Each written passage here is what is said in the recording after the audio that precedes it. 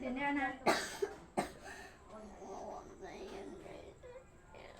Wala nga tayong pambili. Wala nga tayong pambiling ulam eh. Tingnan mo guys. Nagiyak yung bata guys kasi nakakita ng ano yun, kwintas. So gustong bilhin guys. Kaso wala naman kaming pambili. Ulam nga wala oh. Tingnan mo nga oh. Oh, tingnan nyo oh, wala nga kanin. May makapagsain Oh. na oh. Tapos naiyak-iyak pa. Okay lang yan. Pag mag-aaral ng mabuti para pag makatapos ng pag-aaral, may trabahong maayos. Makapagbili ka ng gusto mo. Huwag ka nang tumulad sa nanay mo hindi nakapagtapos ng pag-aaral. Wala tuloy mapasukan. Naku po. Eh, ba't yung tatay? May pinasukan. Ba't wala pa rin pera? Wala yan.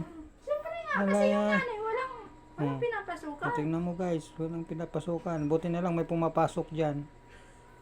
Walang, kahit pa paano. Ito paano napapasukan. Mm. Yun ang kinaganda doon. Mm.